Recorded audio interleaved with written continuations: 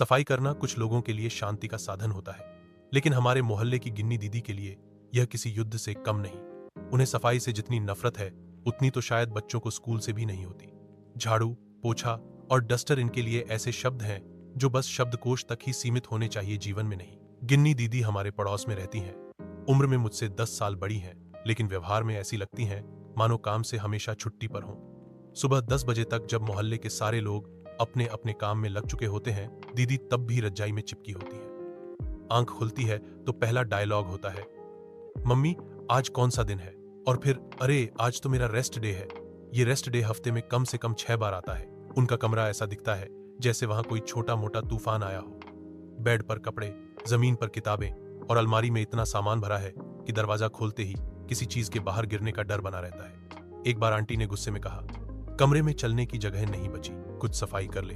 दीदी मुस्कुराते हुए बोली, मम्मी ये मेरा क्रिएटिव स्पेस है, यहाँ हर चीज अपनी जगह पर है, बस थोड़ी फैली हुई है। एक बार उनके घर मेहमान आए। आंटी किचन में लग गई और दीदी से कहा, ड्राइंग रूम का झाड़ू पोंछा कर दे। दीदी ने झाड़ू उठाया, लेकिन चलाने की बजाय उसे एक कोने में रखकर इंस्टाग्राम स्टोरी डाल दी। क्लीनिंग मोड ऑन C0 और खुद छत पर जाकर बैठ गई। जब तक मेहमान चले गए दीदी वापस ही नहीं आई।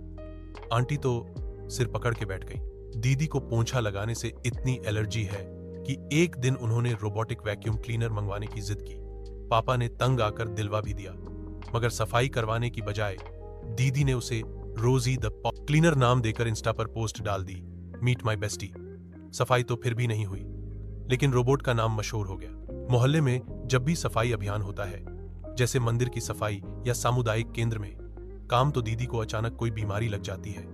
कभी सिर दर्द, कभी पेट दर्द और कभी महिलाओं की समस्या का बहाना। सब अब उनके बहाने पहचान चुके हैं, इसलिए कोई उन्हें बुलाता ही नहीं। उनकी माँ जब परेशान होकर कहती हैं, बेटी एक दिन तुम्हें खुद ही सब कुछ करना पड़ेगा, तो दीदी जवाब देती है, मम्मी मैं तो स्मार्ट होम बनवाऊंगी जहां सब कुछ सेंसर से हो। इस पर आंटी कहती हैं, तब तक तो तू झाड़ू पकड़ना भी भूल जाएगी। हमारे घर में जब सफाई होती है तो माँ कहती हैं, गिन्नी को देख कुछ सीख। और मैं सोचता हूं, अगर आलस भी एक कला होती तो दीदी को भारत रत्न मिल जाता।